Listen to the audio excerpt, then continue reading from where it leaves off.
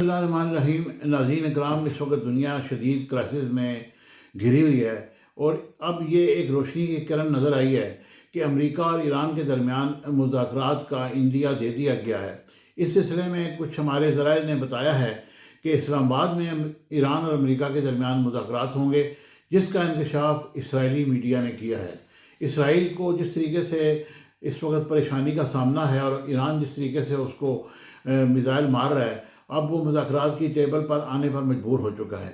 اسرائیلی media نے report دی ہے کہ امریکہ اور ایران کے درمیان اہم مذاکرات رواں ہفتے کے آخر میں اسلام آباد میں ہونے کا امکان ظاہر کیا جا رہا ہے، اور دعویٰ کیا گیا کہ بات چیت ایک ایسے مرحلے میں داخل ہو چکی ہے جہاں دونوں ممالک کے اعلیٰ سطحی نمائندے آمنے سامنے بیٹھ سکتے ہیں۔ اور ذرائع کا کہنا ہے کہ یہ ممکنہ ملاقات خطے میں جاری کشیدگی کو کم کرنے کے لیے ایک بڑی پیش رفت بھی ہے۔ رپورٹس کے مطابق ایران کی نمائندگی محمد باقر کالیباف سمیت دیگر اعلیٰ حکام کر سکتے ہیں، جبکہ امریکی وفد میں سٹیو وٹکوف، جیرارڈ کشنر اور نائب صدر جے ڈی وینس کی شرکت متوقع کی جا رہی ہے۔ اور ایک امریکی صحافی نے social media platform X پر دعویٰ کیا کہ ترکی، پاکستان اور مصر پس پردہ سفارتی رابطوں کے ذریعے دونوں ممالک کے درمیان پیغامات کا تبادلہ کر رہے ہیں تاکہ کسی ممکنہ معاہدے کی راہ ہموار کی جا سکے۔ ذرائع نے یہ بھی کہا کہ مصر اور پاکستان کے اعلیٰ حکام نے ایرانی وزیر خارجہ عباس راغچی اور امریکی نمائندہ سٹیو وٹکوف سے علیحدہ علیحدہ ملاقاتیں کی ہیں، جبکہ بات چیت کا محور جنگ کے خاتمے اور دیگر متنازع امور کا حل بتایا جاتا ہے۔ اس سے قبل امریکی صدر ڈونلڈ ٹرمپ نے بھی اشارہ دے دیا ہے کہ ایران کے ساتھ رابطے جاری ہیں اور امکان ظاہر کیا جا رہا ہے کہ جلد کوئی پیش رفت سامنے آئے گی۔ یہ تو وہ معاملات ہیں جو ہمیں اپنے ذرائع سے معلوم ہوئے ہیں، لیکن دوسری طرف اب بات یہ ہے کہ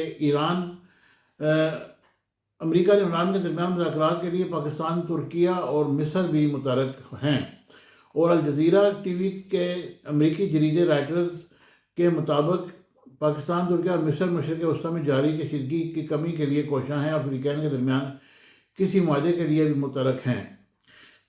ادھر پاکستان کے دفتر خارجہ کے ترجمان نے کہا کہ کشیدگی خاتمے سفارتی حل کے فروغ کے لیے پاکستان اپنا کردار ادا کرتا رہتا ہے تاکہ کسی بھی ممکنہ مذاکرات کا انحصار متعلقہ فریقین کی رضامندی پر ہو۔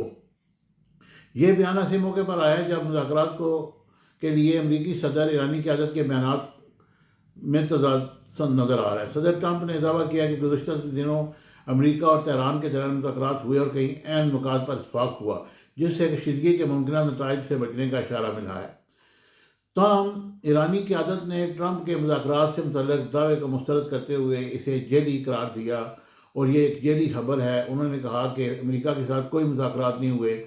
اس کے برعکس ٹرمپ نے یہ قیاس کیا کہ جلد ہی جنگ ختم ہونے کے لیے کوئی معاہدہ ممکن ہے۔ امریکہ اور ایران کے اعلیٰ حکام کی میٹنگ اسلام آباد میں بھی متوقع، آپ کو جیسا بتا چکا ہے کہ یہ متوقع ہے، اور یہ میٹنگ دیکھیں کس مرحلے پر پہنچ چکی ہے۔ ادھر ایران کے صدر نے بھی کہا ہے کہ امریکہ نے یہ شوشہ پٹرول کی قیمتیں کم کرنے اور اسٹاک ایکسچینج کو سہارا دینے کے لیے یہ چھوڑا ہے تاکہ جنگ میں وقفہ کیا جائے، اور ہم اس سلسلے میں کسی بھی طریقے سے اس کو لے کر آگے چلیں۔ اور انہوں نے یہ بھی کہا ہے کہ اب دوسری طرف یہ بھی سامنے چیز آئی ہے کہ ٹرمپ کے اس بیان سے پٹرول کی قیمتیں کم آئی ہیں۔ عید کی چھٹیوں کے بعد کاروباری ہفتے کے پہلے روز ہی پاکستان اسٹاک ایکسچینج میں کاروبار کے آغاز پر زبردست تیزی دیکھنے میں آ رہی ہے، اور جس کے بعد اسٹاک ایکسچینج 1,57,000 پوائنٹس کی حد پر بحال ہو گیا ہے، اور پاکستان اسٹاک مارکیٹ میں 4,000 سے زائد پوائنٹ کے اضافے کے ساتھ 100 انڈیکس 1,57,442 پوائنٹس کی سطح پر پہنچ چکا ہے۔ واضح ہے کہ گزشتہ کاروباری ہفتے کے آخری روز پاکستان اسٹاک ایکسچینج 1,52,740 کی سطح پر بند ہوا تھا۔ دوسری جانب ایشیائی اسٹاک مارکیٹ میں بھی تیزی کا رجحان دیکھا جا رہا ہے، اور خبر ایجنسی کے مطابق جاپان کے انڈیکس میں 1.7%، جنوبی کوریا کے 4%، ہانگ کانگ کے 1.5% کا اضافہ ہوا ہے۔ اس کے علاوہ چین کے میں 1% تیزی دیکھنے میں آئی ہے۔ یہ ساری وہ چیزیں ہیں جس سے یہ ظاہر ہوتا ہے کہ جنگ جو ہے وہ کسی اپنے منطقی انجام کو پہنچ چکی ہے، لیکن ایران نے آج بھی اسرائیل کی اینٹ سے اینٹ بجائی اور اسرائیل پہ میزائل پھینکے، جس کی وجہ سے وہاں تباہی کے مناظر دیکھنے میں آ رہے ہیں۔ مختلف سوشل میڈیا پر ایسی ایسی ویڈیوز آئی ہیں کہ اسرائیلی بھاگ رہے ہیں اور وہ اپنے بنکروں سے نکل کر بھاگنے کی کوشش کرتے ہیں، اوپر سے میزائل کے ٹکڑے لگتے ہیں جس سے وہ زخمی ہوتے ہیں۔ ہزاروں اسرائیلی زخمی ہو چکے ہیں، اور کل پرسوں اسرائیل کے وزیر اعظم جناب نیتن یاہو صاحب بھی باہر نکل آئے اور وہ لوگوں کے ساتھ ظاہر یکجہتی کرتے ہوئے دکھائی دیے۔ لیکن دوسری طرف اسرائیل اپنی حرکتوں سے باز نہیں آ رہا، اس نے اردن پر حملے کرنے شروع کر دیے اور اردن میں بے شمار لوگوں کو قتل کر دیا گیا ہے، شہید کر دیا گیا ہے، اور بے شمار لوگ زخمی ہیں۔ لوگ وہاں سے باہر نکل کر کسی پناہ گاہ کی تلاش میں ہیں۔